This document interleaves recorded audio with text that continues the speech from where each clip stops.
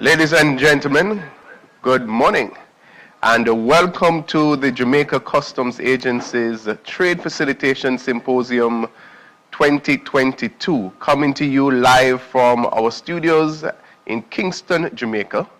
We apologize for the delay, which was caused by some technical challenges, but we thank you for your patience and your understanding. And once again, we thank you for joining us. And if you're watching us in the World Wide Web via our YouTube channel, we encourage you to share the link with a colleague, with a friend who can benefit from the presentations which will be done today. This year's symposium is being hosted under the theme, Balancing Trade Facilitation and Compliance. And yes, the Jamaica Customs Agency, like all modern customs organizations, has realized that compliance has been our traditional role, but we are changing like the world is changing. And we have decided that a modern customs organization must focus on trade facilitation, and the compliance issues relating to revenue and border protection can be balanced with that priority. This morning we have some distinguished speakers lined up for you, and we hope you will enjoy the presentation, that you'll find them informative and instructive. So ladies and gentlemen, without further delay, I will be inviting Mr. Dervin Dale Taylor to do the invocation.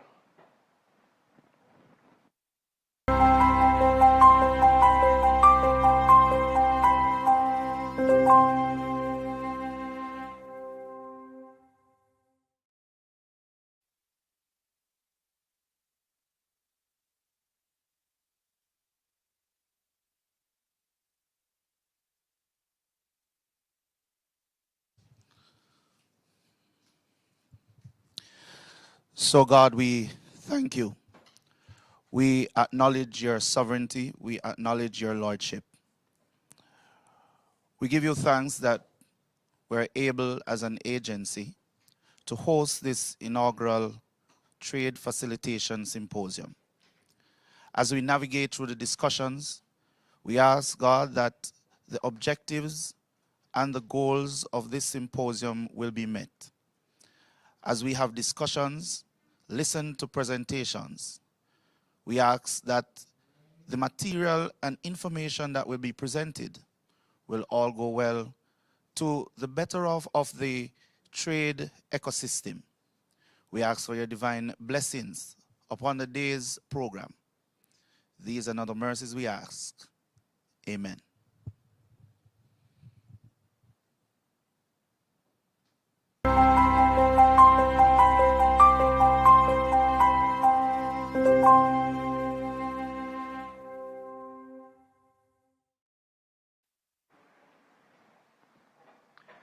So So, ladies and gentlemen, we accept that for any organization to transform, we need transformational and visionary leadership. And this lady has done that and has been that for the Jamaica Customs Agency over the last few years. We have been transforming, and this Trade Facilitation Symposium is just one of those initiatives that is demonstrating where Jamaica Customs is and where it is going. Ladies and gentlemen, it's my pleasure to welcome our CEO, Mrs. Velma Ricketts Walker, to do the official welcome and to bring opening remarks.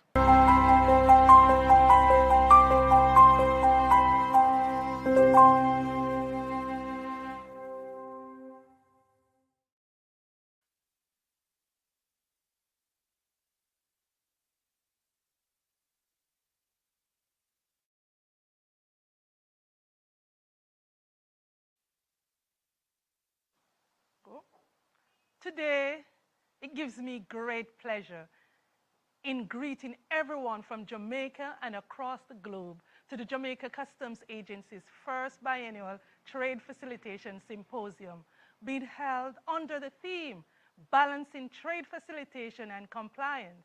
I am delighted to have you in this session. Welcome, welcome, welcome. This trade symposium is timely as we seek to transition to a post-COVID-19 pandemic environment with a renewed vision and great expectation for economic growth and recovery. Without a doubt, effective trade facilitation is the driving force to make this as seamless as possible. I take this opportunity to welcome our main presenters, Mrs. Asha Menon, Vice President, Global Customs Compliance and Regulatory Affairs with DHL Express. And she is most suited to speak to us on the topic of trade compliance and its impact on trade facilitation, having expert knowledge and wealth of experience within customs. Let me also welcome our own Mr. Andre Williams, Chief Information Officer and Project Manager for the Jamaica Single Window for Trade here at the Jamaica Customs Agency. Mr. Williams will present to us on the role of ICT in driving trade facilitation. Our previous speaker, Dr. Maria Umania, Lead Trade Integration and Competition Specialist of the IDB, is unavoidably absent.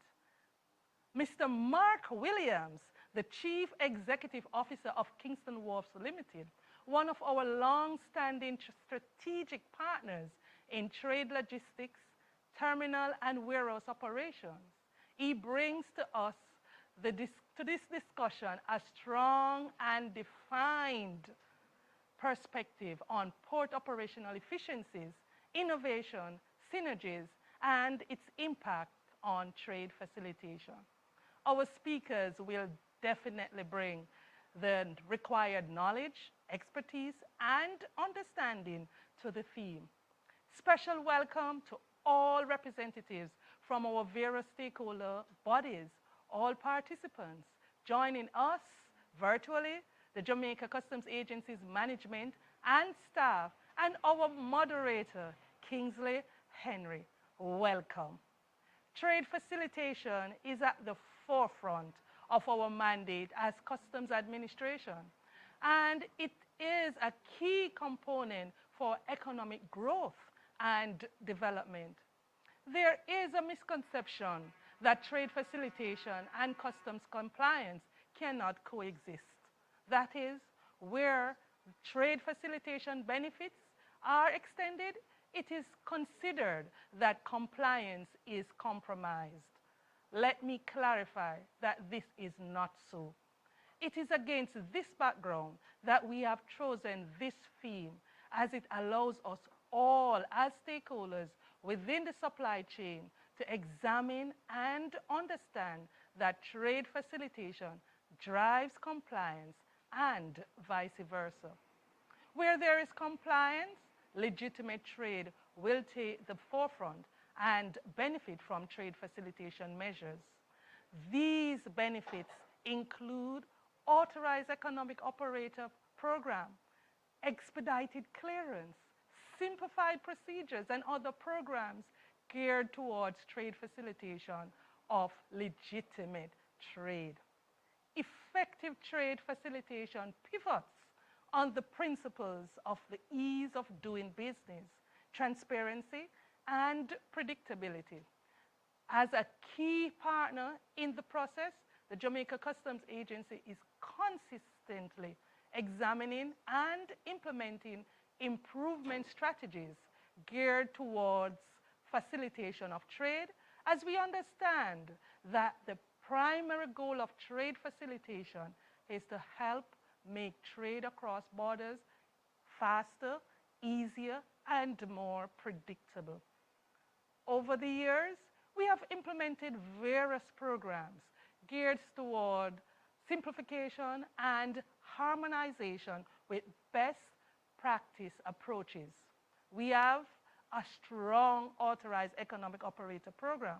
Since 2021, we have extended this to our exporters and will be seeking to move towards mutual recognition agreements, which will further the benefits of the program. We have maintained the benefits of maximize the benefits of our customs management system, Asikuda World, to allow for additional benefits such as track and trace functionality, expansion of the express clearance process facility, and other e-services. We are also moving ahead with modernization of non-intrusive inspection program, which will play an important role in boosting trade, facilitation, and compliance.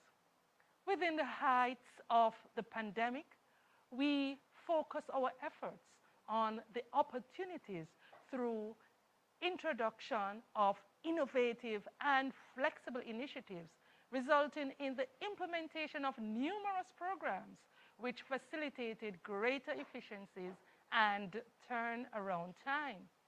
This included establishing channels for information exchange between customs and its traders and customs brokers, use of an online appointment system, use of information and education facility for the public, and other various services, processes, and procedures. We have strengthened our capacity with additional staff and re-engineered processes to ensure there is a balance between facilitation and control. We have also simplified our processes to become more transparent in our operations as we continuously assess our internal systems. We have also standardized our procedures, which are all entrenched within our systems. We are also benefiting from Jamaica's accession to the revised Kyoto Convention, becoming the 128th contracting party, recognizing that the RKC is the WCO's blueprint for a modern and efficient customs administration and the main customs trade facilitation convention.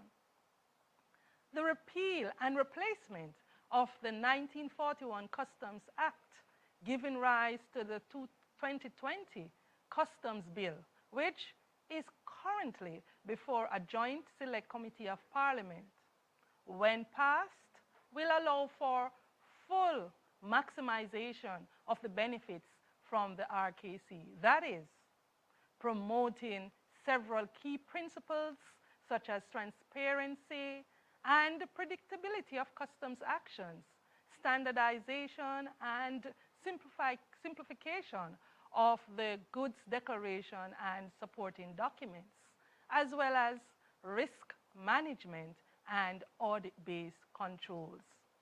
We continue to implement areas of the WTO Trade Facilitation Agreement that directly aligns to the business strategy, and we also collaborate with other agencies in strengthening border management. Jamaica is progressing well with the Jamaica Single Window for Trade, for which JCA is the implementing agency. Today, ladies and gentlemen, we will preview our compliance plan for the fiscal years 2022 to 2024, which will set the stage for our formal compliance management strategy for the next 2 years. This plan establishes the framework for balancing trade facilitation and compliance.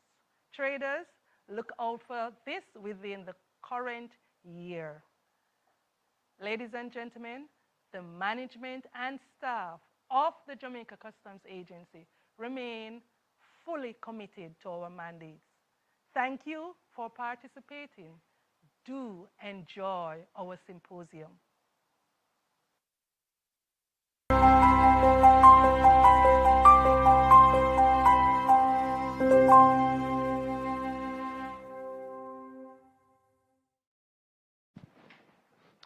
Ladies and gentlemen, thank you to our CEO for outlining where JCA is and where JCA is going in terms of trade facilitation. And one of the things we want to bring across this morning is that trade facilitation is not just about big traders. It's about anybody who is moving anything that is legit across the borders. So for those who are importing small parcels that you have shopped on Amazon or Walmart and you're bringing in, trade facilitation is about you. Because what we want to be doing at Jamaica Customs and what we are doing is ensuring that those who are moving legitimate trade can do so seamlessly, while through our risk management systems, we focus on those who are less compliant. Ladies and gentlemen, our first speaker is coming up, but the task of doing the introduction is not mine. That task falls to Mr. Carlos Henry, my namesake, who will be doing the introduction of our first presenter this morning. Asha Menon is currently the Vice President of Global Customs Compliance and Regulatory Affairs. She joined DHL Express after 30 years with the Royal Malaysian Customs, where she worked in various capacities and locations. She has a wealth of customs and regulatory affairs experience across Malaysian customs, diplomatic services, and the World Customs Organization (WCO). Asha was the first female customs attaché to the Malaysian Embassy in Brussels from 2002 until early 2009, with responsibility for representing Malaysian customs at the WCO, EU, and all other international forums. In 2009, Asha was seconded to the Compliance and Facilitation Directorate of the WCO, where once again she was the first female customs officer from Association of Southeast Asian Nations (ASEAN) to join WCO. She managed trade facilitation and security initiatives for all modes of transport, including defining policy and advocacy activities associated with supply chain security, customs to business partnerships, and air cargo and interagency relationships globally, amongst others. Asha is married with 3 children. She loves a good laugh, a good book, and is always open for discussions on any topic. Ladies and gentlemen, please help me welcome Mrs. Asha Menon.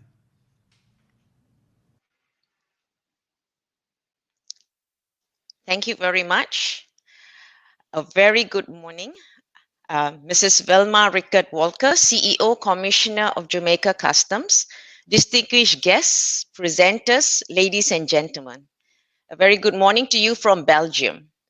First of all, please allow me to say my gratitude and thank you for inviting me to this inaugural event.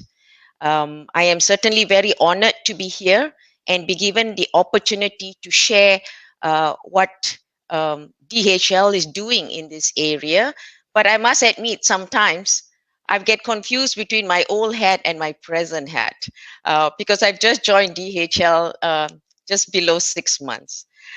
The topic is also very interesting trade facilitation, and of course, if you see my past life, because we used to say trade facilitation and compliance is two sides of one coin. So you can't have one without the other. It's just one coin, it's just two sides. So that's how we looked at it. And then on top of it, I must say, Mrs. Velma Ricketts just now, I think she said everything, almost everything that I wanted to say. So I'm not sure if I have anything else to say, because she gave an excellent speech, and I thought that covered so many things and so many good things that is happening in Jamaica Customs. I am very impressed, and I'm very happy with all your achievements. So I hope my presentation will be able to add a little bit to what you have already mentioned so much. So my presentation, importance of trader compliance to trade facilitation. So as we all know, trader compliance is very important, right? Especially for seamless movement of goods, to ensure customs and other government agencies are able to carry out their work smoothly, and most importantly, the supply chain to move smoothly. But before I go further into that, I think it's my responsibility to tell a little bit about DHL Express if you have not heard about it. So you saw the slide just now. DHL, we are in 220 countries and territories around the world.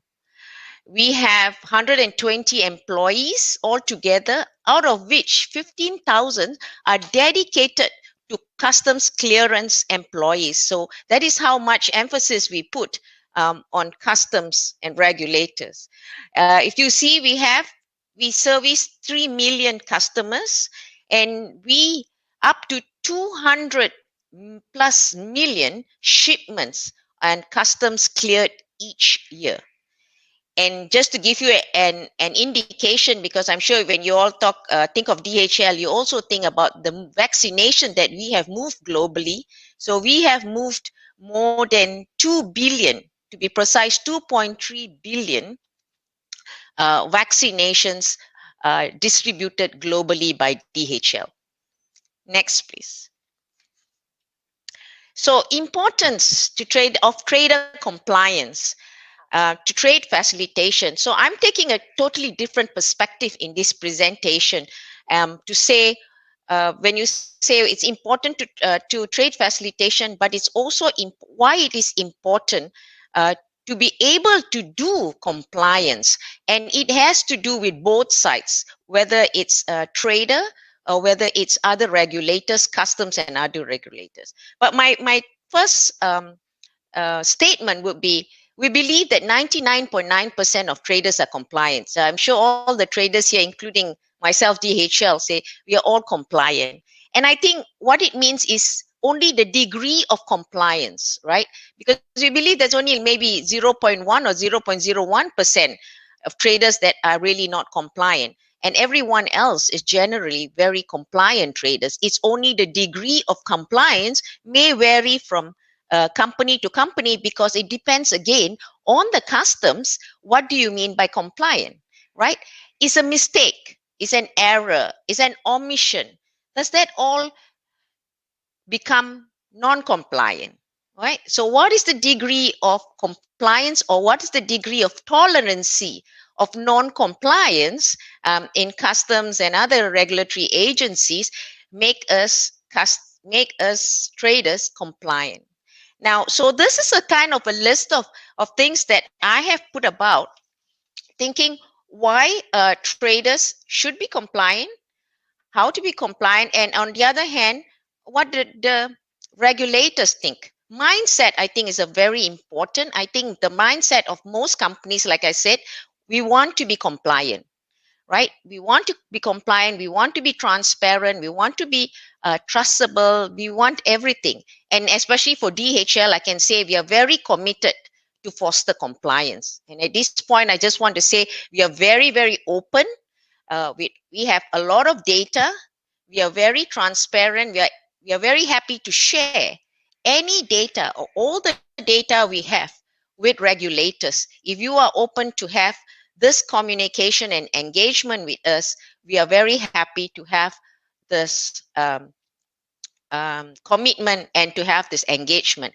However, we also have, on the other hand, sometimes when we say we want to be compliant, but we also have this apprehension whether the customs administration or regulators have the same mindset. Do you trust us? So this is, I think, an element of mindset is very important for trade facilitation, because we need to ensure that we are able to trust and work with each other. And I think Mrs. Velma had mentioned the implementation of the WTO Trade Facilitation Agreement, which we think is very, very important, because that is the thing that provides us with a lot of trade facilitation and benefit. Then we have fostering collaboration. Again, as I said, a lot of things that have been mentioned by Mrs. Velma, I'm mentioning that, we would like to be very compliant, but in that sense, what we would like the agencies to do is to have as much standardized and harmonized border procedures. And I know you mentioned in Jamaica, you have a single window, which we applaud. Now, the standardized and harmonized border procedures will definitely help us to be more compliant, because if we could give the information or data one time, would be much better for us, and one time to all the government agency would definitely help us to become more compliant, rather than repeating the data elements given a few times, and that's where sometimes error and mistakes happen. Now, this is one I meant one government, not 40 government agency, because it was for my former hat in the WCO. We always get this feedback that, in one country, there should only be one government. So we understand is, you have very different agencies with different laws and regulation to be complied with. But sometimes, harmonizing them or talking to each other between the agencies would actually help traders to be more compliant. Will be easier for us to understand what that needs to be compliant. So while we really want to be compliant, but sometimes it's some of the challenges that we face. Now, becoming reasonable requirements, I think, this one we could reach out to the WCO AEO program, and it's not just Jamaica. While most of us know that AEO is an extremely good program, but sometimes the requirements of AEO and the self-assessment questionnaires sometimes we'll deem to be pretty challenging.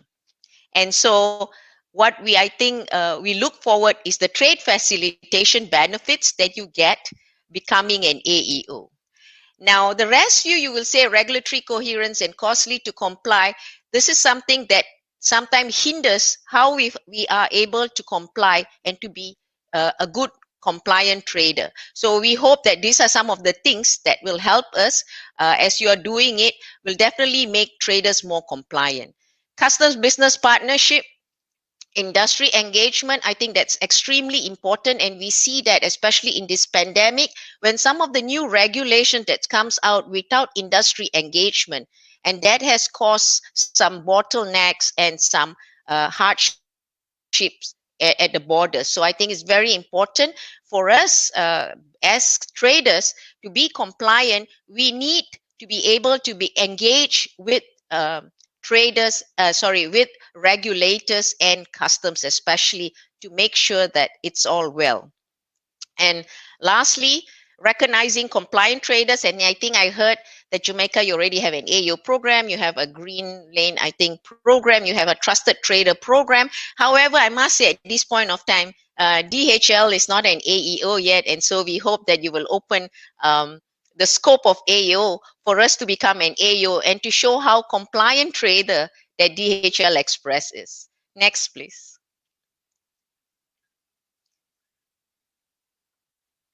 Next slide, please. Yeah. So here I would like to provide an overview of DHL's approach to ensuring compliance in our network. And here you can see our CEO of Dutch Post DHL. He actually said how important compliance is to us. And compliance means making sure we do the right thing. Next, please. So what we have done is DHL Express is fully committed to ensuring our clients comply with existing regulations. At the global level, we had come up with a customs compliance team is working to enable sustainable business growth by providing a compliant and efficient cross-border trade experience to our company's customers through collaboration with regulatory authorities.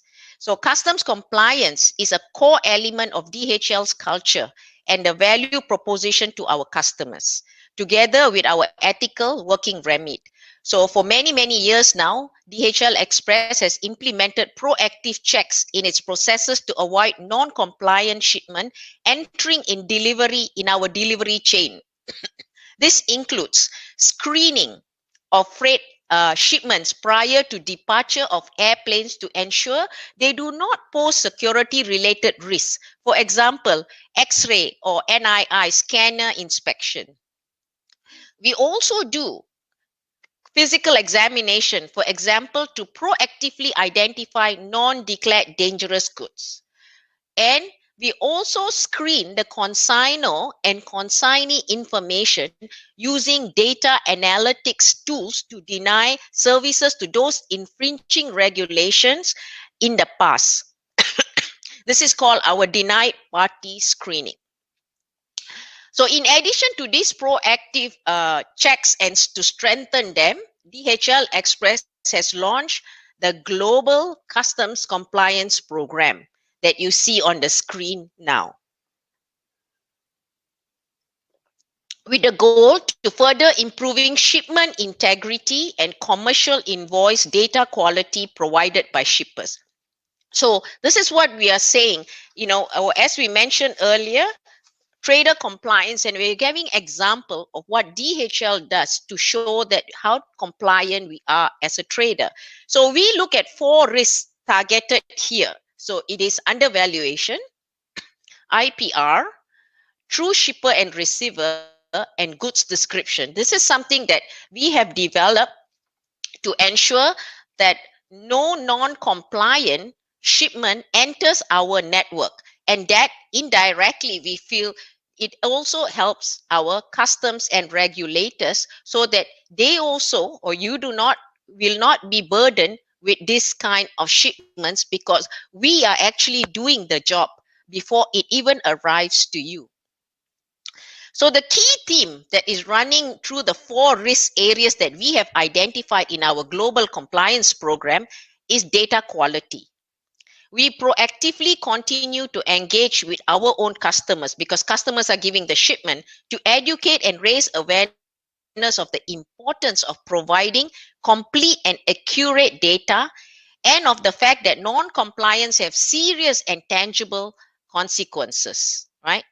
In addition to educating our customers, we are also stepping up employee training and enhancing its internal risk management mitigation processes and tools in order to reduce the probability of non-compliant shipments entering our network. So some of the initiatives include enhancing new account opening measures to avoid onboarding known offenders. So we don't want known offenders to come on board. We are piloting data analytics and machine learning tools to proactively identify and intercept potential non-compliant shipment at origin and departure countries. We are enhancing shipment booking systems to guide shippers on how to provide complete and accurate goods description.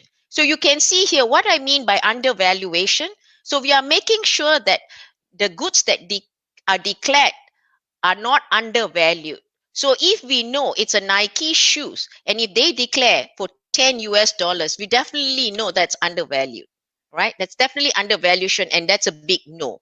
But that also helps us with the intellectual property right issue, because if a Nike is at $10, that might be IPR goods. So that is another very important thing that we use to ensure that these non-compliant things are not into the system.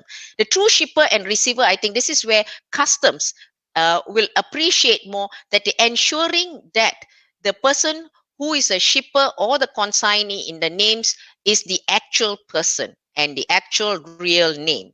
And lastly, the goods description. I think we do not accept gifts, okay, parts. So we really want to know what is the actual goods description, what actually is in the shipment itself.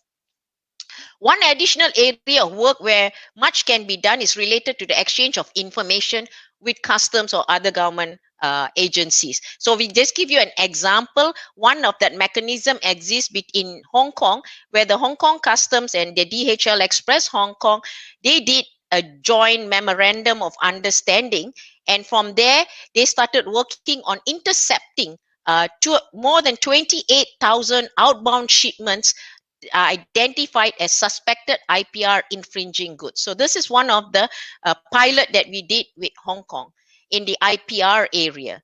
And another area that we did with the express courier that gave a lot of good results is related to undervaluation in the area of e-commerce. So the customs authorities should share intelligence with us where legally permitted on shippers, commodities, trade lanes, which are subject to monitoring and scrutiny. So this is another thing that we did with in EU, in Europe, where there was an increase in some European member states in a number of requests on from customs for additional documentation when undervaluation is suspected. So in order to play our part in combating undervaluation, what we, DHL, did was to develop a risk management profiling tool to enable to detect suspicious shipment that may be undervalued. So when the shipment are flagged by the tool, we will request further information from our customers before dispatching the shipment. So this is done when the shipment are already in the country of departure, still in the country of departure and not in the country of arrival. So in essence, these new procedures move the mitigation measures up the supply chain, and it complemented the analysis of the value of the goods done by customs administration. So we are very happy if any chance Jamaica Customs would like to have a pilot with us, we are very open. So, but we have to also express that we cannot act as an enforcement agency, but can support all of you in fighting non-compliant behavior, because we want to be known as a very compliant trader. And one of the prerequisite is information to be shared. So lastly, we are committed to fulfilling our legal obligations efficiently and even going beyond them.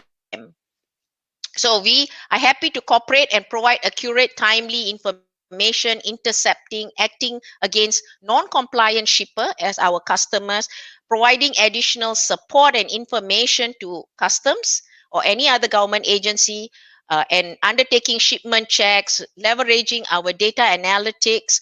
We will be happy to stop any suspected shipment if customs give us information. So this is to show that we want to do more and above. We are already doing more than above what is expected to ensure that we're a compliant trader. And like you said, Mrs. Velma, that this is something that in return have the balance where we think we'll get the trade facilitation. So that's all for today. I hope that the presentation was a bit interesting to you all. Thank you very much for giving me the opportunity.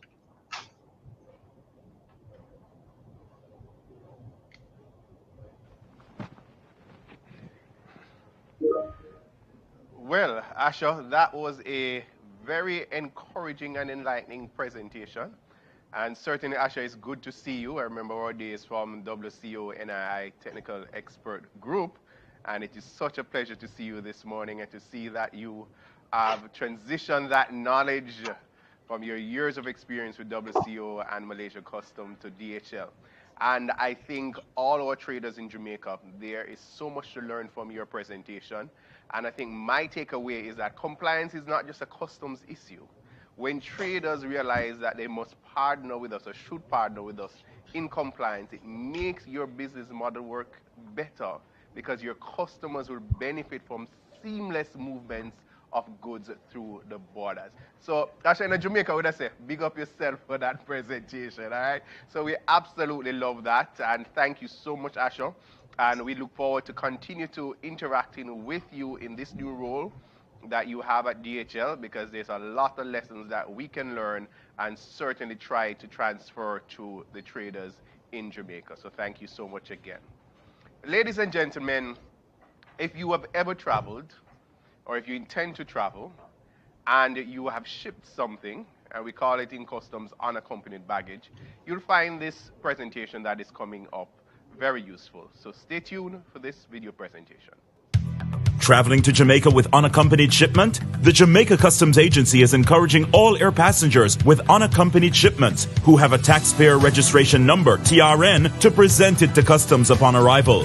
This will subsequently facilitate faster processing when clearing your unaccompanied shipments. The Jamaica Customs Agency will continue to implement measures to improve our service delivery and your service experience.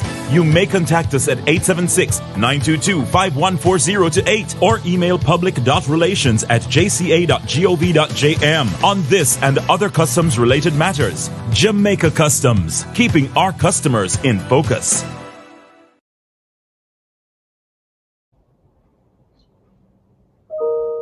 Our presentations this morning.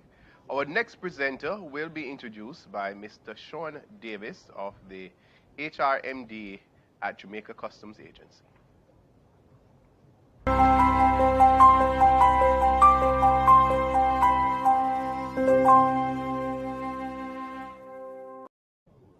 Our next presenter is a career public servant with just under 25 years of service in this customs administration. He started out as a temporary development analyst in July 1997, then later became a systems administrator, and then a senior development analyst, all in alignment with his passion, information and communication technology. He possesses comprehensive expertise in customs administration, modernization, and various other initiatives, and has been intimately involved at the core of several JCA ICT advancements. Our presenter is well trained in various technical competencies at the local, regional, and international levels, and is highly respected in his profession. Some regard him as one of the faces of the JCA, as he represents us on various platforms, helping to communicate critical information with our key stakeholders and the general public, seemingly a subject matter expert on so many areas of customs. He knows what he's about and he's committed to the task, and so he gives long hours every day, dedicated to ensuring that the JCA realizes continuous improvement in service delivery through digitization of our processes and online services, along with his high energy team. He has been a recipient of the WCO Commissioner's Award for Innovation, as well as Positive Public Relations. His profile was elevated when he was engaged as project manager for the prized possession Asikuda World project that has advanced our operations significantly. Today, he shares with us on the topic, Balancing Trade Facilitation, the increased use of technology by customs and border regulatory agencies. Let's welcome our Chief Information Officer and the Project Manager for the Jamaica Single Window for Trade, JSWIFT, Andre Williams.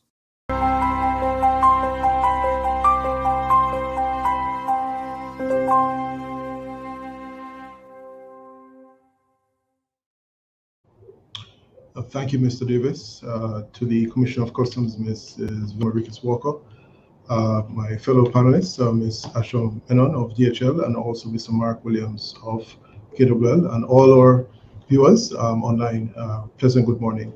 I first must ditto the sentiments of our moderator in congratulating DHL on the Global Customs Compliance Program. We have been looking into it and looking at the benefits that are being reaped internationally, and certainly we were looking to discuss and to hear more and to see how we too could join in having a pilot here in Jamaica. This morning, we'll be looking at the use of technology to the benefit of improving our trade facilitation initiatives, and of course, the ultimate benefit of reducing time, cost, and complexity to our traders.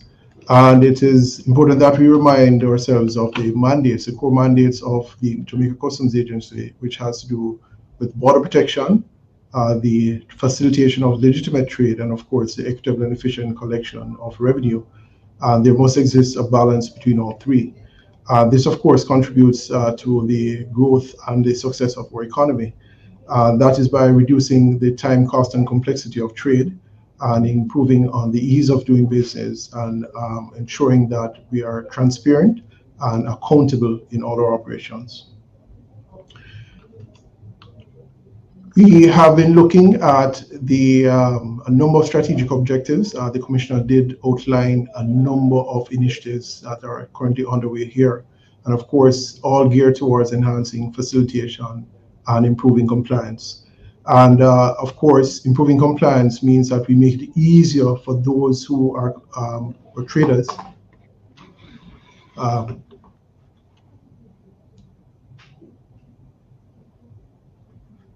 Can you confirm for me, please, if you're seeing my slide? The camera.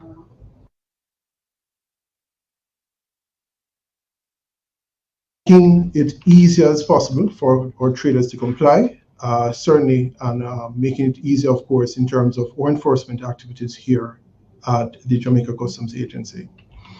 And so the agency would have introduced the ASCUDA World System in 2014, and we have continued with our improvements. We have chosen to take an integrated approach that, of course, is using automation and the seamless exchange of data between customs and a number of government agencies, and that is, of course, to reduce the reliance or the requesting of such data from our traders. We will simply verify the information that is being put into the automated customs management system. And then that also allows for us to provision a number of services while having seamless data exchange between customs, the tax administration, a number of the other government agencies that require data to complete their tasks. As you're seeing here on the screen, we have a number of services to include the verification of tax compliance, receiving electronic permits from other government agencies. We'll speak a little bit more about that when we get to the point of discussing a single window, and also providing services for other government agencies. Currently, we have 16 other border regulatory agencies who are now involved in using either some services or at the point of clearance, other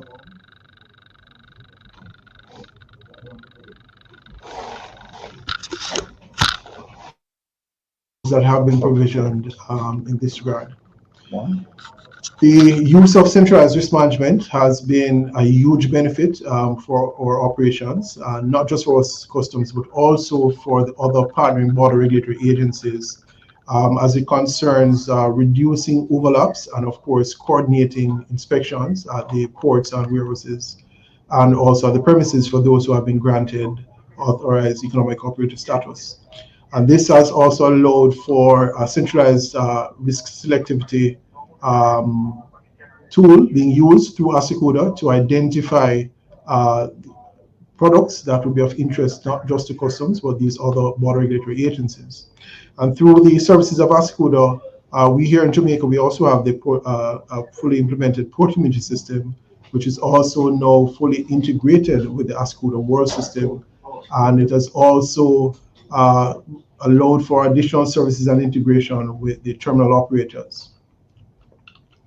Of course, the benefits that has allowed for single submission of data, and that, of course, using the WCO model as a guide to ensure that we have a standard data model, which, of course, is communicated to our stakeholders, the freight forwarders and the agents, both on maritime and air, and having a consistent set of requirements which allows now for increased compliance, as would have been mentioned earlier by Ms.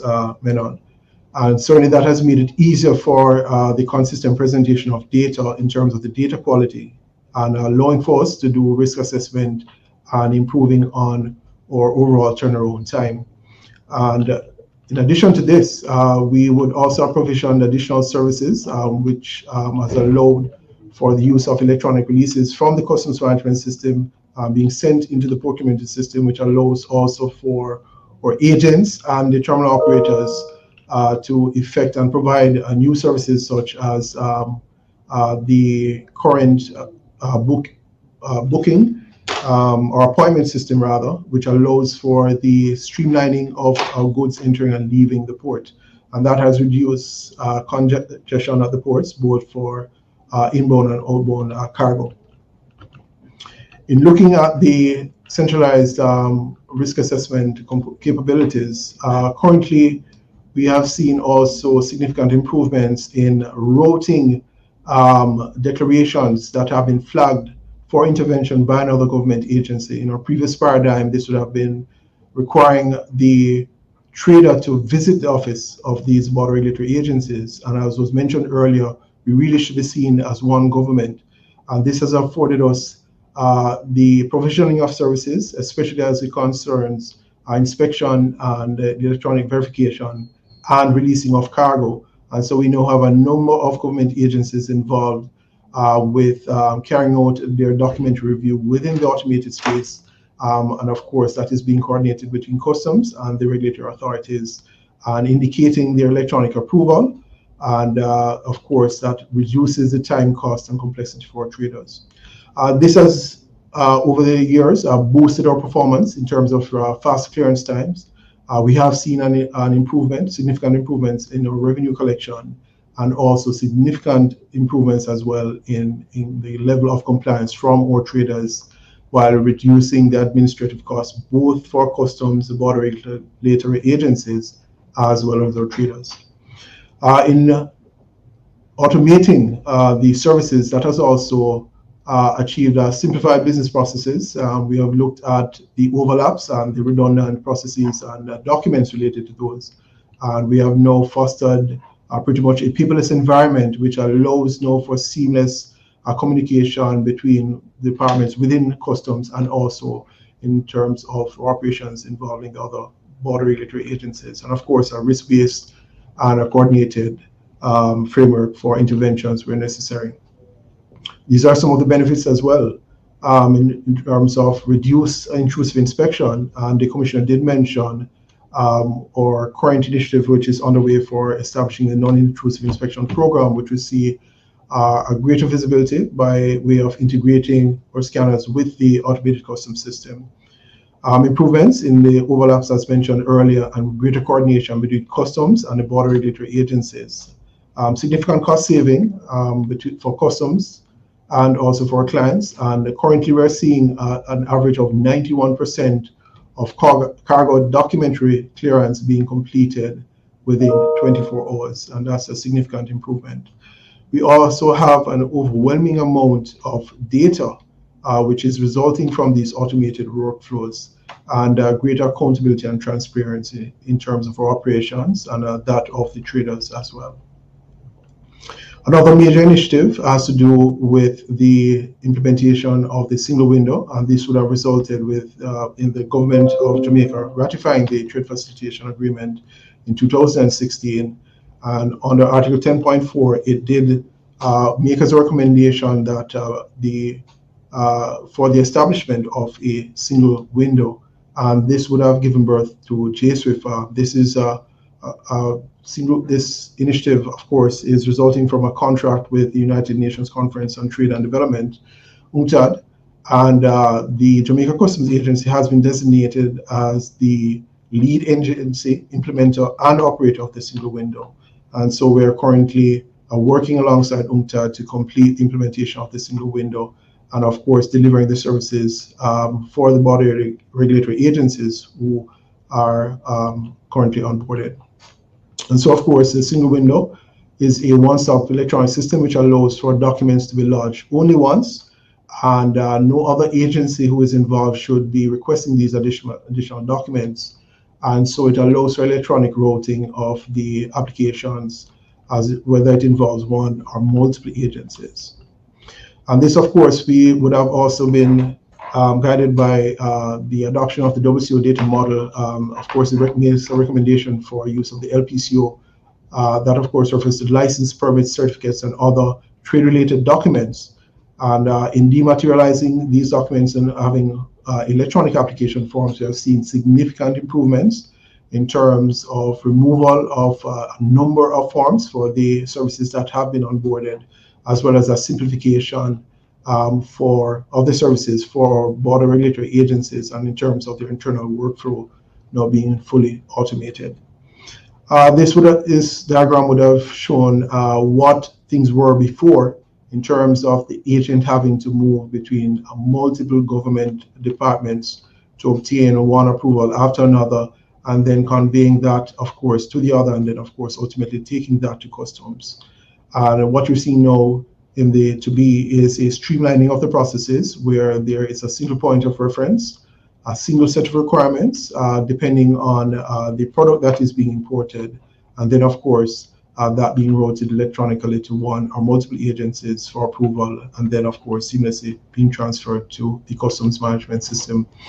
And this would describe or amply represent our current state, where the single window is fully integrated with, of course, the ASCUDA World system, and we're now receiving electronic permits, certificates, and license once approved by the Border Regulatory Agency. And this has now really served as a one-stop shop for our traders.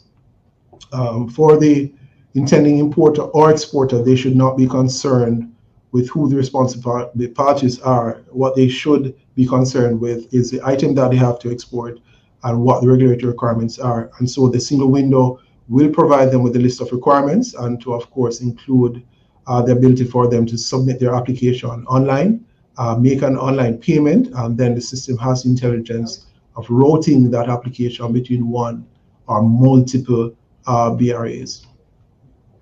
As you mentioned before, a simplification of our procedures. That, of course, means full revamping of the current ways of doing business, transitioning from, in some cases, manual and in some instances, semi-automated to a fully digitalized service, standardization of the documents that are required from one or multiple BRAs, and of course, standardization of the data, now having consistent requirements for the importation of the specific products, and of course, the full automation of the services end to end. This is just a synopsis of some of the benefits. Here we have currently from the single window implementation service, which now allows for the online application and approval and obtaining an electronic certificate of origin. And we would have just been approved in December of last year by the CARICOM Secretariat for the use of electronic signature and stamp. And so we now have a fully automated service to provide to our clients in country, where they can obtain not just the certificates of origin, but also the commercial invoices and the other output documents related to the application. Again, reduction in time, cost, and complexity, and removal of paper as being outlined here. Our customs has seen a significant cost saving as well as a trade in terms of a number of documents that have been removed. These are just some, but there are a long list of documents that have been removed, whether it is from an importation or exportation services related to both to customs and other border regulatory agencies. For exporters, we also would have implemented an online registration system, which is currently, that service is currently being delivered by JAMPRO. And this service alone would have seen the removal of 6 forms, which were previously supporting forms, to a physical application. And this is now a single application and of simply just referencing the intending importer's data. For example, their tax registration number, and the system having the ability to verify those details, making it much simpler for the trader, and then routing it, of course, to the competent authority for review, approval, and then being afforded the ability to engage in export activities. Again, as was mentioned, there are a number of initiatives that are underway currently in customs, and we just wanted to mention a few of the immediate projects that are coming to the fore, or they're already being rolled out. Currently, we are going to be introducing in the month of April an online auction, which is a revamping again of one of our procedures for the disposal of overtime goods, and that is now moving that service into an online space where persons will be able to register online via the new customs website, which is to be launched in April, and engage in competitive bidding, and to include also making payments are obtaining their receipts and simply going to the location to collect the goods if it is that they have been successful. Overtime goods processing as well. That is also that is regards to the Queen's Roast operations here. That is also being fully automated, and we're hoping to roll out that module again in April. The integration and automation of the services involving postal packages is another initiative which we are hoping to embark on later this year. That, of course, has to do with the implementation of the customs declaration system. And again, another area where we will see tremendous benefits being afforded, not just to customs, but also to the border regulatory agencies with the availability of information and the ability to set risk criteria for those express packages or parcels that may be of interest to customs, and also including indicating the regulatory requirements. That code evaluation module is also another major deliverable for us. And again, later on this year, we are hoping to introduce this module, which will see to the automation of some of the services here where it concerns the selecting of declarations that will require further intervention by our officers.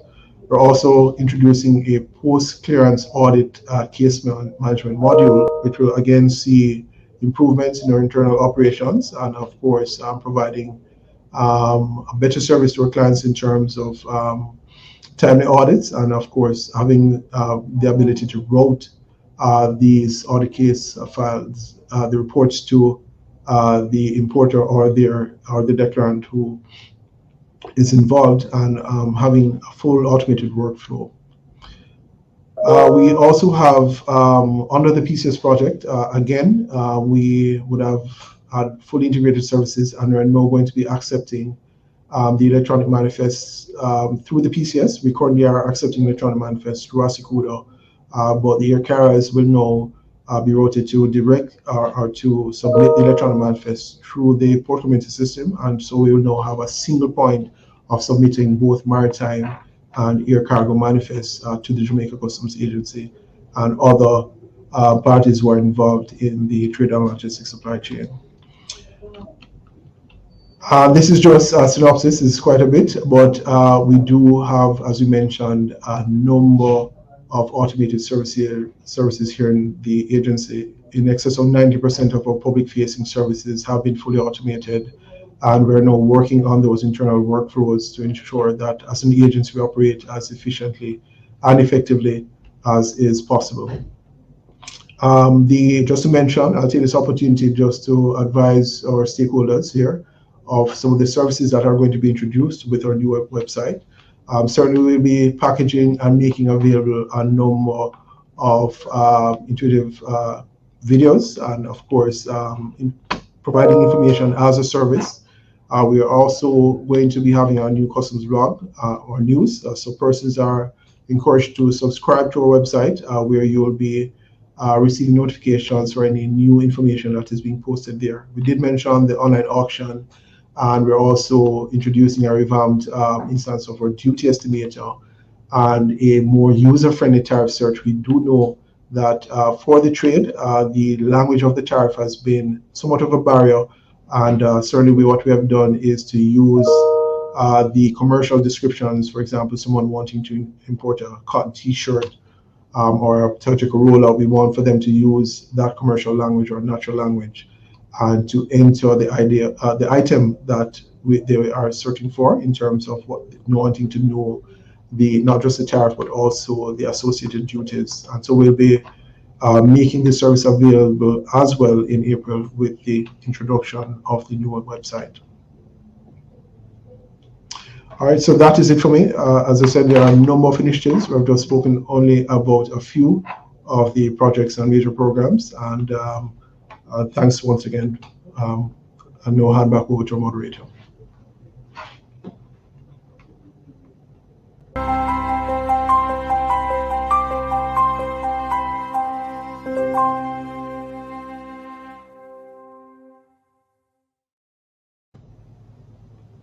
Thank you, Mr. Williams, for a very informative presentation.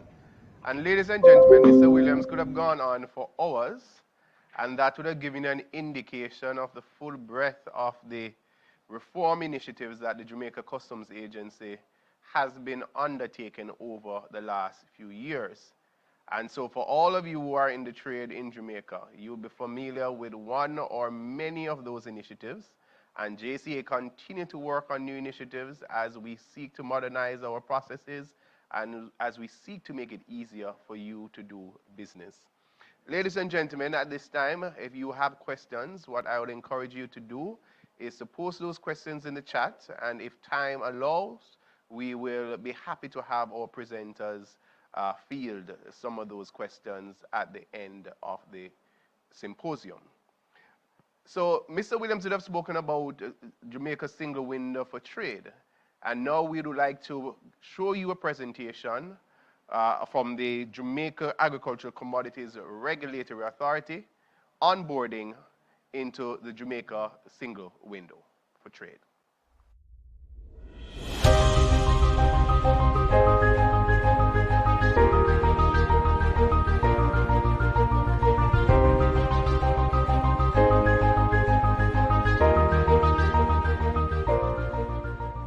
The Jamaica Agricultural Commodities Regulatory Authority, JACRA, is now being onboarded to the Jamaica Single Window for Trade, JSWIFT.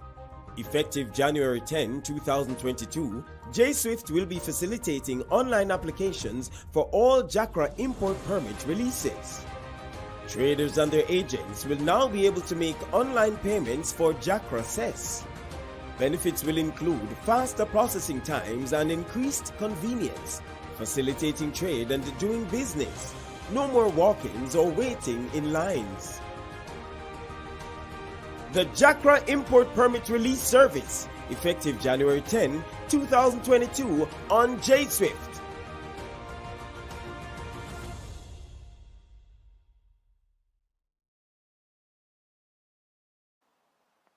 So ladies and gentlemen, you can see clearly that Jamaica Customs is making very, very important strides. And we have heard this morning from Asha, we have heard who represents a major trader in the air transport space. We have heard from Mr. Andre Williams, representing the Jamaica Customs Agency. And now we are going to shift on over to the maritime space with one of the major players in that space. But that introduction is not for me to do. We'll invite Ms. Patrice Atkinson to introduce our next distinguished presenter. Mark Williams is currently the Chief Executive Officer of the Kingston Wharves Limited Group, with effect from January 6, 2020. He is a visionary who is steering KWL into its next phase of growth and development through continuous innovation, strategic investments, and boundaryless thinking. Prior to his appointment as CEO, Mr. Williams worked as the Chief Marketing and Planning Officer and later Chief Operating Officer of the KWL with responsibility for corporate strategy, domestic and international business development, marketing, and terminal operations. Mark also worked as Vice President of Commercial Development, Marketing and Planning at the Airports Authority of Jamaica and held senior executive positions at the Shell Company West Indies Limited and Shell Antilles and Guianas Limited, with responsibility for 10 countries throughout the Caribbean. He is a certified port executive and holds a Master of Business Administration from the University of Surrey, United Kingdom, a Master of Philosophy (MPhil), and a Bachelor of Science from the University of the West Indies, and a Bachelor of Laws degree from the University of London. He is the current co-chairman of the Jamaican arm of the United States Department of State's Overseas Security Advisory Council, OSAC.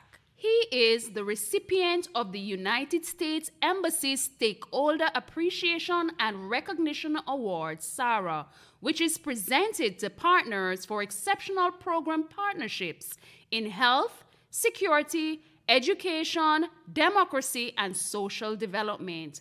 Mark is a director of the Kingston Wharves Limited, Security Administrators Limited, and the Shipping Association of Jamaica.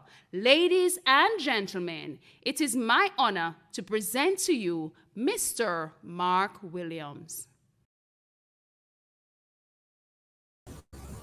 Good morning.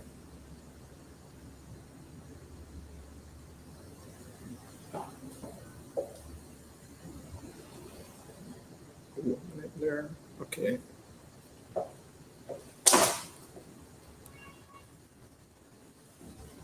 Good morning, ladies and gentlemen. I trust you're hearing and seeing my screen well. It's good to be here. Let me first of all thank Commissioner Walker for this opportunity to speak. And thank you. Yeah, let me thank Commissioner Walker for this opportunity to speak at this conference that is so timely. I certainly want to recognize the other presenters, Asher and Andre, who have done such a wonderful job thus far.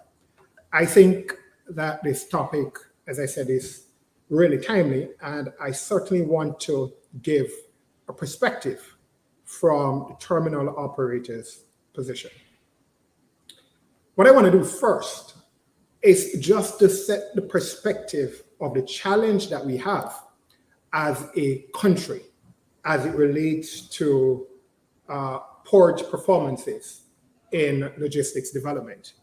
If you look at the screen, you'll realize the immense task that we have. Jamaica as a country is ranked 283 out of, I think, 361 ports in terms of port productivity and efficiency. It means, therefore, that the challenge is great. And if you were to also consider the Logistics Performance Index, Jamaica, again, as a country, is ranked 113 out of 160 countries. Do not be deterred. The task is great, but what this conversation is telling us is that if we work together, certainly as partners, we can achieve our goal. And therefore, this morning, I'm quickly going to just give some headline conversation about three broad impacts. First, I want to talk about the ecosystem of trade and I want to give a global overview of what it means for port performance as we facilitate trade, and then spend a little time deep diving about what Kingston Wharves as a company is doing to facilitate trade. And finally, thereafter, what I propose to be the road ahead. So, the ecosystem of trade and its facilitation. Trade creates a vast and fragmented ecosystem. It involves a wide range of different players across various industries, from manufacturing to retailers to customs to transportation, logistics, banks, insurers. All of these players have their part to play in unlocking growth and economic prosperity for the nation. In fact, the world merchandise export in 2020 was valued at US $17.6 trillion. That represents 10.6 billion metric tons of goods that have been traded and goods that have been moved. It therefore suggests that the ecosystem of trade and also its facilitation is extremely important. Once we have trade facilitation going, it suggests that we will get we will be able to attract foreign investment, foreign capital, and as has been suggested before, it promotes efficient legal channel and processes for reducing corruption. So it's very important. But what is the role of a port in trade? Ports generally acts as a catalyst for development for any nation, and even more so for developing nations. The maritime sector offers the most economical, energy efficient, and reliable mode of transportation over long distances. Container ports and multi-purpose ports like Kingston Wharves accordingly are critical nodes in global supply chains and central to the growth strategy of emerging economies. In many cases, the development of high-quality container port, its infrastructure, operated efficiently, has been a prerequisite to successful export-led growth strategy. It suggests, therefore, that port is the enabler, an effective port is an enabler for economic growth and development. As I said, it facilitates trade and it integrates the logistic. So that is port and what it offers generally. What I want to do is to take a look globally at port efficiencies as it relates to trade. And as you can see from your screen, it's a multidimensional concept. The list of indicators used to measure port and port terminal efficiency is expanding, with port performance is becoming multidimensional. Operational performance is critical, and my next slide, I'll take a deep dive into how a terminal operations performance and KPI affects efficiency. But as I said, it's multi-dimensional. Port performance is also measured based on environmental concerns. And certainly in Jamaica, the port sits in the 7th largest natural harbor in the world. And therefore, when you talk about port efficiency, you want to give consideration to environmental issues. You want to give keen consideration to safety and security and health. Other consideration involves governance performance, socioeconomic contribution. As a port, as a terminal, if we're going to assess our efficiency, there is a multi-dimensional approach. That just gives a broad outline of globally what people assess when they're thinking of port efficiency. But let's get to the meat of the matter as a terminal. Port performance efficiency is really a continuum. It never stops expanding. I would suggest for our consideration that the continuum, certainly in our context, has 3 broad players.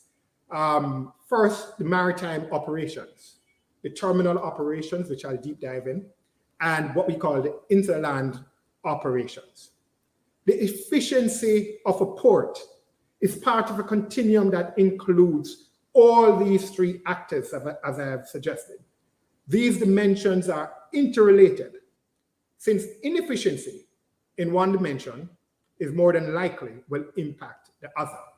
But let's focus a minute on the maritime operations and its efficiency in port performance. This is where it starts. In our case, at the pilot station. What happens at the pilot station or within the maritime operations will impact the performance mainly due to the fact that the ship can be delayed. The efficiency of the maritime access is a component of port performance, which averages what we call in the business anchorage time. It depends on how long the vessel is at anchorage, waiting for an available berth. In an environment like ours, it requires pilotage and tug services. And therefore, all of these actors and players will impact the efficiency of the port. And therefore, when I suggested and shared my first slide that Jamaica as a country is ranked 283 in the world when it comes down to port efficiency, it's not just the individual ports or terminal, it's an ecosystem of all participants. But let's focus on terminal operations and certainly what we're doing here at Kingston Wharves. The terminal operation represents the most common performance indicator that is used to assess port efficiency. For a container terminal or a multi-purpose terminal, the crane performance is a common bottleneck, if you were. If we have shippers online, they will tell you that one of the most important KPI for a vessel is what we call the crane productivity. How fast can a crane load a particular container? How many cranes does the port employ to ensure that the productivity of the vessel is maintained? So the first one is crane productivity, and in your slide, it's what we call T1. The next step is how cargo or your container is brought back and forth to the storage yard. This is also a component of poor port performance. It can indicate that, and in Jamaica, we would have had our experiences with issues with our container yard. Certainly different terminals use different equipment, and you will realize that a big part of port efficiency is the type and number of equipment that you have. The container storage yard operations involve stacking and related stacking density, and it's an important determining factor about the capacity of the terminal. At Kingston Wharf, we will stack a container 5 high. I know, for example, in Panama at MIT, they will pack their containers 7 high. So it depends on the size of the storage yard that you have that will also improve port efficiency. I'm sure that we have some truckers online, and they will tell you it's important when you get into a terminal to quickly get your container, get your cargo, and leave. That is what we call the truck turnaround time. And at Kingston Wharves, we're very proud that we have maintained a truck turnaround time of less than 30 minutes consistently. That is very important to our truckers, because what you want to do is to get into a terminal as quickly as possible and leave as quickly as possible. The gate performance before you leave the terminal is also important, because it concerns the efficiency of tasks related to the documentation processes. It involves customs check, it involves security check, it involves security inspection. And therefore, all of these things add to the efficiency or lack thereof in a port. And so you move from the maritime operation, you're at pallet station, you come to the terminal. It's important that the terminal has the necessary facilities and equipment to have a seamless movement of cargo. And then we move to warehouses, and we move to what we call the interland. And certainly in Jamaica, the efficiency of transport operation beyond the terminal generally is not usually considered as part of port performance, but it's so important, because a key factor in the interland operation is the capacity of the local road network in the areas adjacent to the port to facilitate large movement of cargo. And we know the challenges that we have in Jamaica. So certainly, you know, the headline levels of port productivity, we talk about berth occupancy, berth utilization. How often are the berths being utilized? We talk about berth productivity. How quickly are we getting the containers out? How quickly are we getting the vessels out? Gauge turn time, gang turn time. Generally, these are, as I said, the global perspective of how a port and a terminal operate efficiently to facilitate trade. But what is Kingston Wharves doing to facilitate trade? We have developed what we call a very robust efficiency plan. We have 4 buckets, if you may. We want to focus on getting the right people. This business of port efficiency and trade facilitation cannot happen without people. So we are very focused that we want to have the most trained, highly trained workforce within the Caribbean. And we're a long way there. We do extensive training, both from local universities and overseas universities. We feel that a part of the efficiency plan must do with also the processes. And certainly I was very impressed from Andre's presentation with all the processes that are being introduced from Jamaica Customs, and must say kudos to Velma Walker and her team.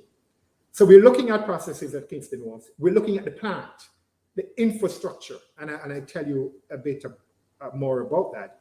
And the fourth part of our conversation is partnership.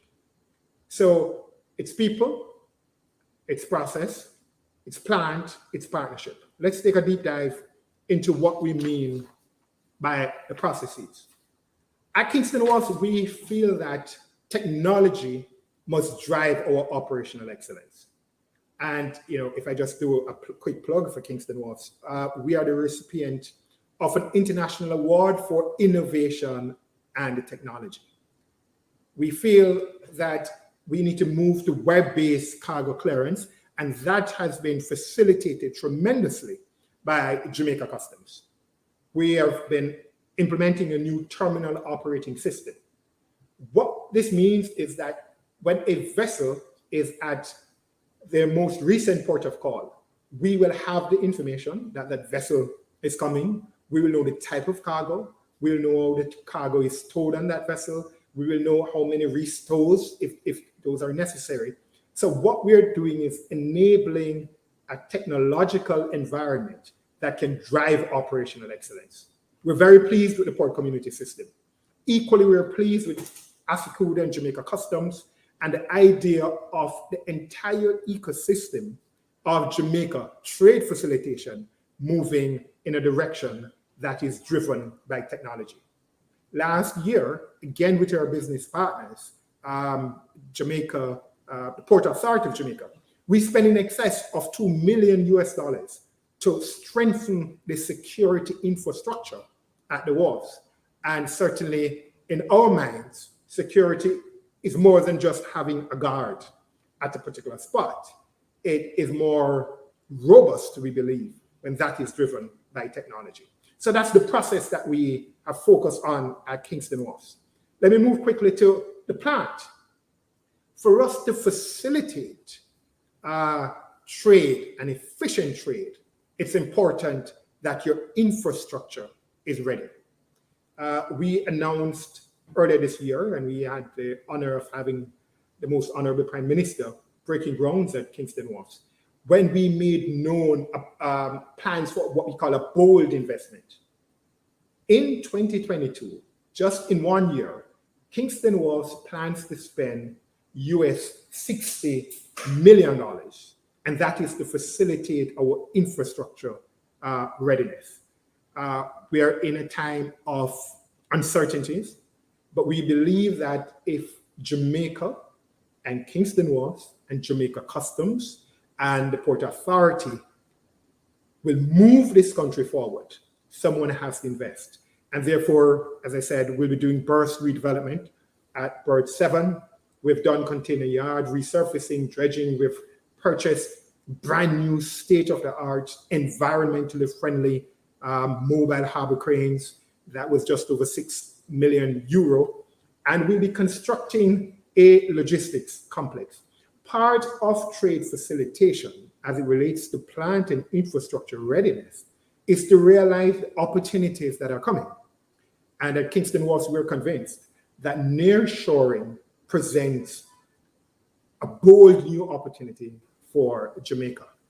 And Customs is a big player in that, and they are doing their part, and Kingston Wharves is doing our part. So that is the people. We want to attract and retain the right people with the right core competence and our core values. We want to have the right processes to drive operational efficiency by the use of technology. And we recognize that the plant, the infrastructure must be ready for Jamaica to boom. Jamaica wants to become the fourth node in the logistics environment. We need the right people, we need the right processes, we need the right plant. Most importantly, we believe to move ahead in trade facilitation, We need the right partnership. So I just want to suggest, and this I think is my last slide, what we envision at Kingston Wharves to be the next steps as we strengthen partnerships. We believe, having some technical difficulty, bear with me, I'll go quickly, that for partnership, there must be a shift in cultural mindset. We must recognize that ports are a vital facilitator of trade and should be facilitated as such. We want to increase the cross-agency dialogue and the conversation, and that is why it is so important that today's forum is taking place, because it is truly an opportunity for us to increase the dialogue. I've spoken about technology, improved technology. We embrace the port community system. We embrace the Asicuda world. I would suggest that some of our business partners would also need to embrace technology. If I might just suggest that over the past few months, we've introduced a clearance system for our warehousing opportunity and what we call click and collect. And we would certainly want to embrace our business partner to embrace what we're doing on that. We feel that the legal and regulatory framework is certainly an opportunity for partnership. And I really want to commend Commissioner Walker with the review of the Customs Act, the Shipping Association of Jamaica, the shipping community. We were invited to the table. And that's the type of partnership that I believe if, as a country, we're going to move forward. That's the type of partnership that we need to have. I think I'm having some technical challenges, so I will stop here and just to reiterate that while we have been ranked 283 in the world, in Caribbean and Latin America, we're 8.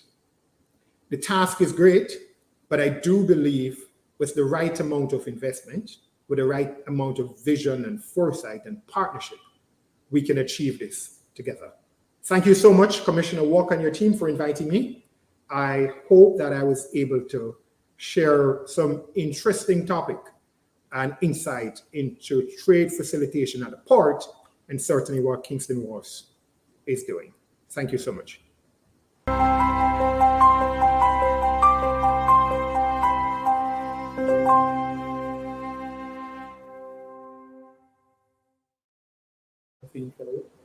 Thank you, Mr. Mark Williams, CEO at the Kingston Wharves Limited. And trust me, Mark, that was some very, very, very interesting information that you shared. And certainly those of us in studio were having a conversation about a lot of things that you shared that we didn't know about, even though we work within the space. And we are certainly impressed by the investment that Kingston Wharves is putting in to build out their business model. And Jamaica Customs stands ready as a partner in this effort and ensuring that trade can move through the maritime space in a seamless manner as is possible. So thank you once again for that very engaging and informative presentation. Ladies and gentlemen, the Commissioner did allude in her remarks that Jamaica Customs is ready to unveil its compliance plan, and this will be done through a video presentation. So sit back, relax, and hope you find this very informative as well.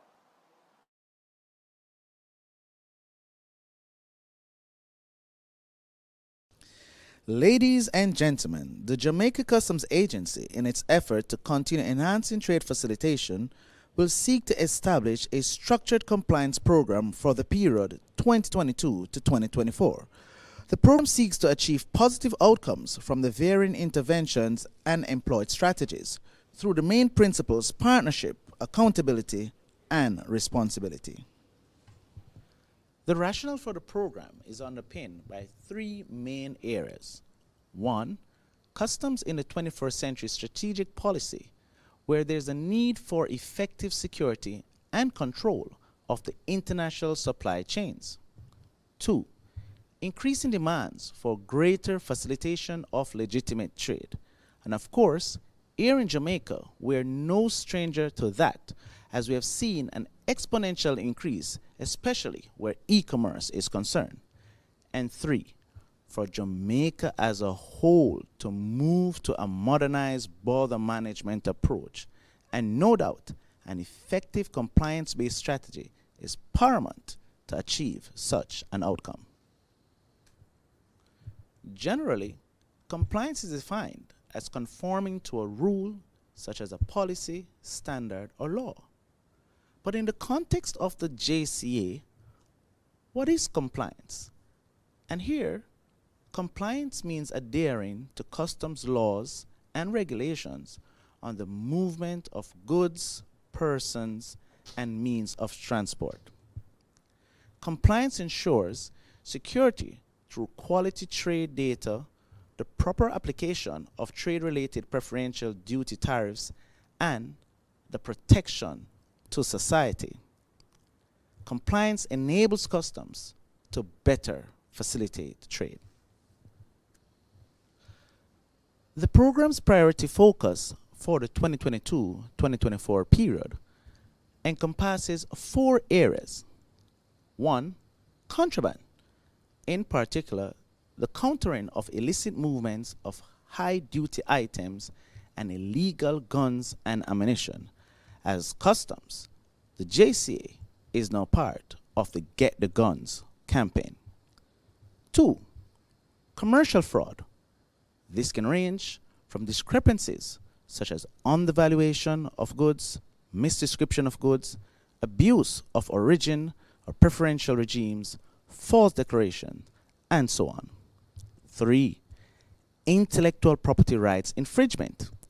This has significant impact on an economy, and we have observed that counterfeit and pirated products are now widespread and contaminate legal markets across the globe.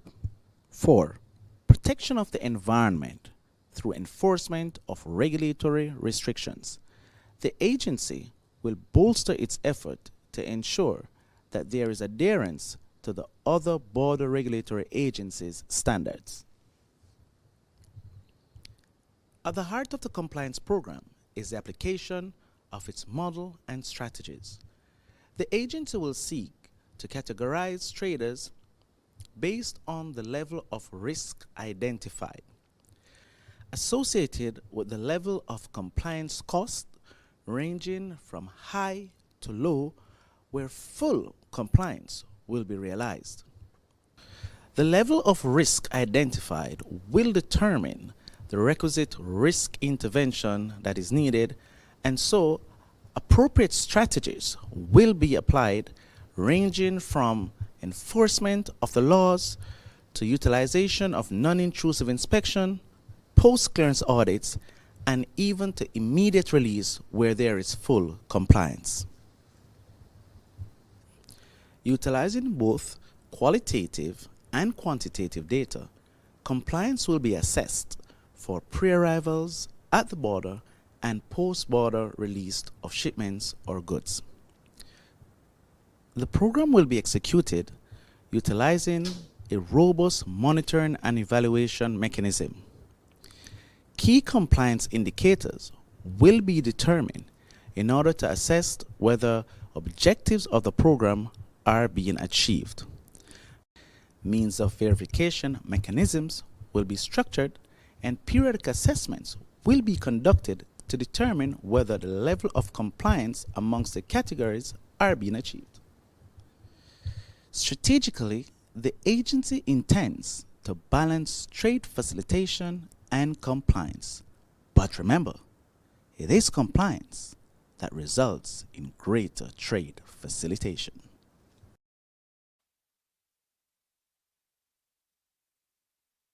Ladies and gentlemen, so the Jamaica Customs Agency Compliance Plan has been outlined to you, and the Commissioner has given a commitment that the agency will be successful in implementing this plan. But this plan also calls for partnership with traders to improve compliance. Ladies and gentlemen, this symposium has offered a lot of useful information from different traders within the international trade space and from the Jamaica Customs Agency. And we are thankful for the presenters, and we are thankful for you who have tuned in this morning to be a part of this symposium. But there's a lady that has been behind this entire initiative, and her name is Michelle Bryan. She is the Senior Director in charge of Trade Facilitation and Special Projects. And so I will be inviting her at this time to come and do the official vote of thanks.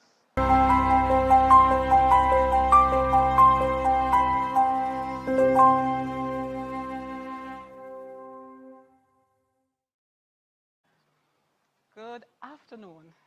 It has been a wonderful morning thus far. I want to thank you all for joining us this morning on our inaugural Trade Facilitation Symposium. Ladies and gentlemen, it gives me great pleasure to bring the vote of thanks this morning on behalf of the Jamaica Customs Agency.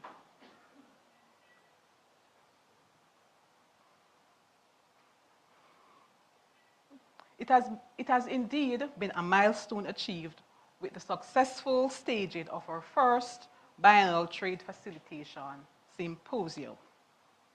I must mention our deep sense of appreciation to Mrs. Asha Menon, who gave us an insider view on trader compliance.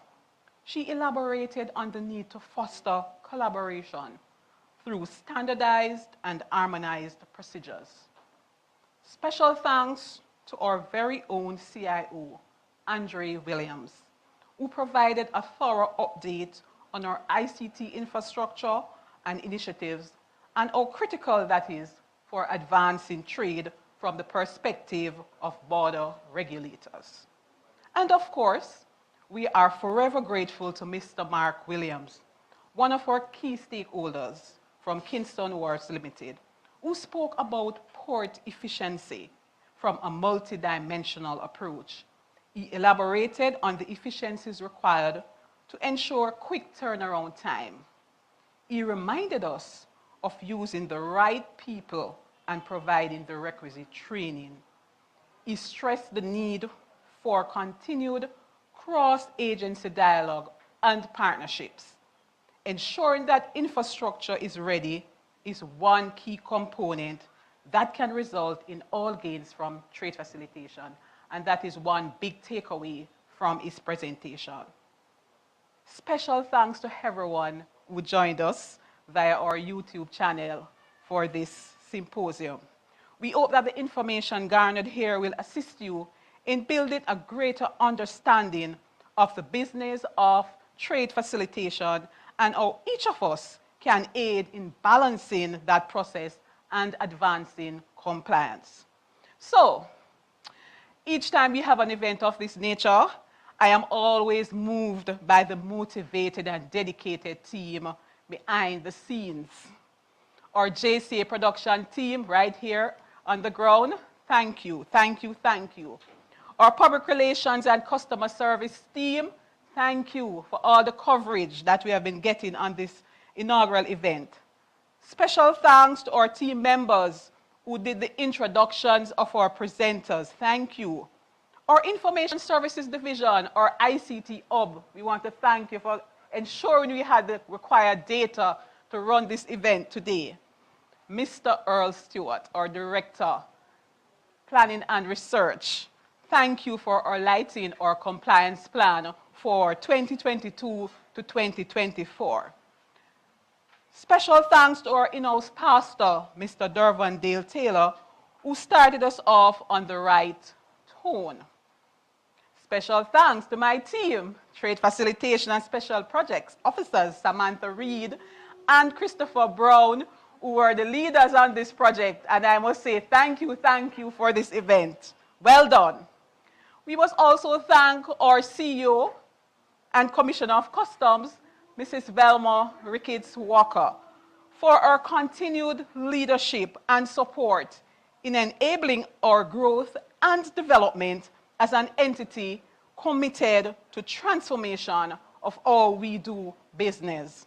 Last but not least, our moderator, Mr. Kingsley Henry, who he did a wonderful job. He was so eloquent in his presentation and who agreed to share with us today on this day, his birthday. Help me in wishing Mr. Henry happy birthday. Mr. Henry, from behalf of all of us here, everyone on the platform, we just want to say happy birthday to you. So we have come to the end of our symposium. And again, we want to thank you all for making this a memorable event for us. And we hope to see you again in its next staging in 2024, where it will be bigger and indeed better.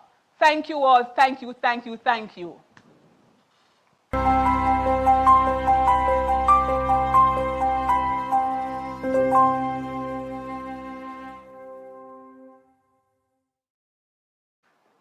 Well, here at Jamaica Customs, the motto is certainly country above self, right? And so on my birthday, thank you very much, Mr. Brian and the team. It has been my pleasure being your host for this inaugural Trade Facilitation Symposium. And certainly, I look forward to seeing you in 2024 when Jamaica Customs will be further down the wicket in all our transformational initiative. And it is a pleasure serving you, hosting you today, and serving the best agency in Jamaica, the Jamaica Customs Agency. Thank you and good afternoon.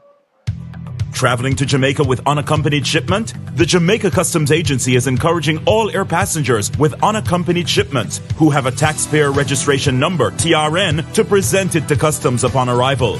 This will subsequently facilitate faster processing when clearing your unaccompanied shipments. The Jamaica Customs Agency will continue to implement measures to improve our service delivery and your service experience. You may contact us at 876-922-5140-8 or email public.relations@jca.gov.jm on this and other customs-related matters. Jamaica Customs, keeping our customers in focus.